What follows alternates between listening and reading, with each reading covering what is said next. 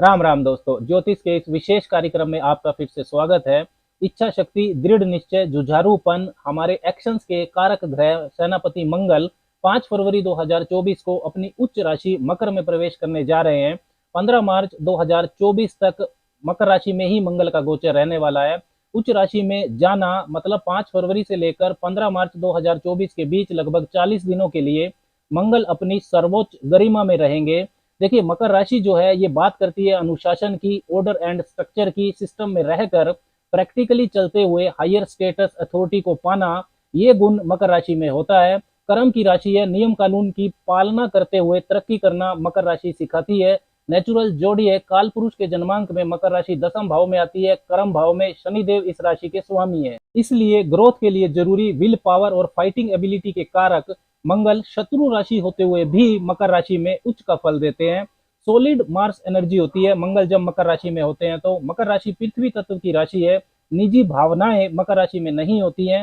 मंगल यहाँ सबसे ज्यादा कंफर्टेबल होते हैं। भावनाओं की राशि कर्क राशि में तो मंगल नीच का फल देते हैं। नियम कानून अनुशासन के स्वामी शनिदेव की राशि है मकर, इसलिए मकर राशि में मंगल की ऊर्जा बहुत संतुलित होती है। मंगल यहाँ पर नियम कानून से चलते हुए आगे बढ़ते हैं। 5 फरवरी से लेकर 15 मार्च 2024 के बीच मंगल की ऊर्जा ज्यादा प्रभावशाली इसलिए भी रहने वाली है क्योंकि मंगल के जो डिस्पोजिटर हैं राशि स्वामी शनिदेव, वो अपनी ही मूल त्रिकोण राशि कुंभ में मजबूती से गोचर कर रहे हैं। ये बिल्कुल उसी तरह से होता है डिस्पोजिटर का कंसेप्ट। जैसे अगर आप किसी के घर रहने जा रहे हैं और उस घर का स्वामी, उसका मालिक अगर कंफर्टेबल नहीं है, परेशान है, तो आप भी उस घर में कंफर्टेबल नहीं रह पाएंगे। मंगल का ये गोचर इसलिए भी विशेष है क्योंकि विजडम, समृद्धि, ग्रोथ के कारक देवगुरु बृहस्पति इस समय मंगल की मूल त्रिकोण राशि मेष में गोचर कर रहे हैं तथा मकर राशि में जब मंगल गोचर करेंगे तो उनकी जो चौथी सवग्रही दृष्टि है वो देवगुरु बृहस्पति पर रहेगी, तो बृहस्पति के सकारात्मक परिणामों में वृद्धि होगी। मंगल की जो चौथी दृष्टि का प्रभाव होता है उसमें सुरक्षा तत्व वो बढ़ाती है। मंगल के इस गोचर के दौरान 5 से 20 फरवरी के बीच बुध उनके साथ रहेंगे। 5 से 13 फरवरी के बीच सूर्य भी मंगल के साथ रहने वाले हैं और 12 फरवरी से लेकर 7 मार्च के बीच में शुक्रदेव भी मंगल के साथ रहेंगे। तो इन ग्रहों का प्रभाव भी मंगल के प्रभाव में शामिल होगा।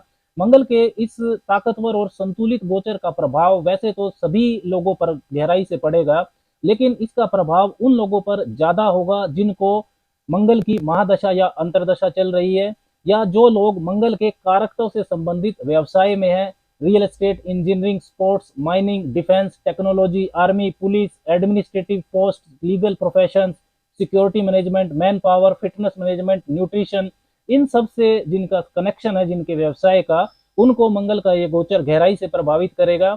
इसके अलावा यदि आपकी महादशा जिस ग्रह की चल रही है वो आपकी जन्म कुंडली में मंगल के नक्षत्र में है, वो मृगशिरा नक्षत्र में है या चित्रा नक्षत्र में है या धनिष्ठा नक्षत्र में है, तब भी मंगल के इस गोचर का प्रभाव ज्यादा रहेगा। साथ ही यदि आपकी डेट ऑफ बर्थ 9, 18 या 27 है तब भी मंगल के गोचर का प्रभाव विशेष रहेगा आपके लिए। तो अब बात करते हैं कि मंगल के मकर राशि में संचरण का मेष वालों पर, एरीज पीपल पर इसका क्या प्रभाव रहेगा। जन्म की राशि चंद्र राशि पर यह वीडियो आधारित है, आप इसको लगन की राशि से भी देख सकते हैं। अच्छा तो यही होगा कि आप इसको दोनों से देखिए, लगन राशि से भी देखिए और चंद्र राशि से भी देखिए। यदि दोनों से आपको शुभ परिणाम प्राप्त होते हैं तो आपके लिए ये बहुत ग्रोथ वाला पीरियड रहने वाला है। यदि आपको एक से शुभ और एक से अशुभ परिणाम प्राप्त होते हैं तो आपको मिश्रित परिणाम मिलेंगे, शुभ भी और अशुभ भी। यदि दोनों से अशुभ परिणाम मिलता है तो आपको काफी सावधानी रखनी चाहिए।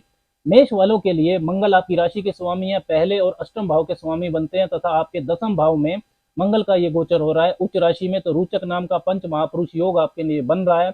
मंगल की जो चौथी, 7वीं और 8वीं दृष्टियों का प्रभाव है वो आपके पहले भाव, चतुर्थ भाव और पंचम भाव पर रहेगा।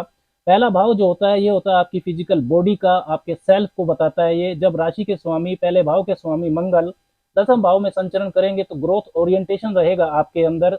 आप जिस भी फील्ड में काम कर रहे हो वहां आपकी उच्च पद पाने की, स्टेटस अपग्रेड करने की सफल कोशिश हो सकती है। आप कोई महत्वपूर्ण टास्क या प्रोजेक्ट पूरा कर सकते हैं। किसी ब्रांड बिल्डिंग में आपका महत्वपूर्ण योगदान हो सकता है। करियर, नौकरी के मामले में ये 40 दिन बहुत महत्वपूर्ण है। स्टेटस बढ़ेगा आपका, आपकी पद प्रतिष्ठा, प्रमोशन हो सकती है क्योंकि मंगल के जो डिस्पोजिटर हैं, राशि स्वामी है आपके 10वें भाव के स्वामी शनिदेव, वो लाभ भाव में, एकादश भाव में अपनी मूल त्रिकोण राशि कुंभ में गोचर कर रहे हैं। शनिदेव की स्थिति मंगल से दूसरी है, 11th house is second from 10th, तो गेन की स्थिति है ये, मतलब इस पीरियड में की गई मेहनत का पूरा फल आपको मिलेगा। कार्य क्षेत्र में यदि पहले से आपको कोई परेशानी चल रही थी तो वो ठीक हो जाएगी। सीनियर्स कोवर्कर्स के साथ यदि कोई तनाव चल रहा था तो वो दूर होगा। अपनी फुल कैपेसिटी से, पूरी योग्यता से काम करके आप अपना टारगेट पूरा कर सकते हैं। आपके काम की रिकॉग्निशन मिलेगी, लोग आपसे सलाह लेंगे, नेम फेम आपको मिल सकता है। सबसे बेस्ट टाइम रहेगा ये, जिन मेष वालों को नौकरी की तलाश है उनका प्रयास जो है नौकरी पाने का इस पीरियड में सफल हो सकता है। मन चाही नौकरी आपको मिल सकती है इस पीरियड में। यदि आपका कोई इंटरव्यू है तो बहुत संभावना है कि आप सफलता उसमें पा लेंगे।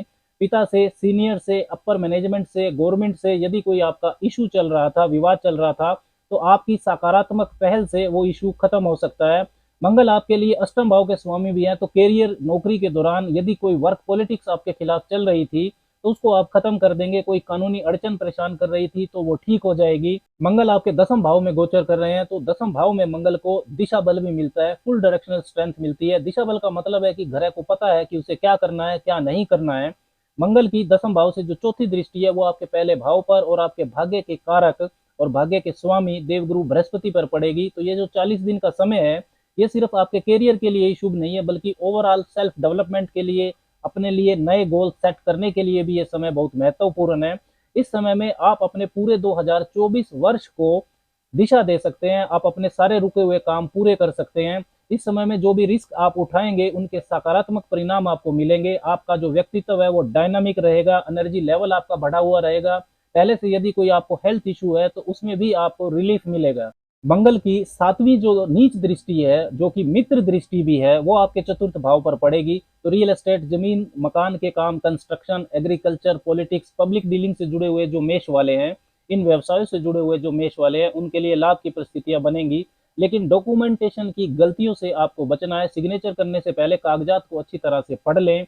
माता के साथ, परिवार वालों के साथ आपके वैचारिक मतभेद हो सकते हैं।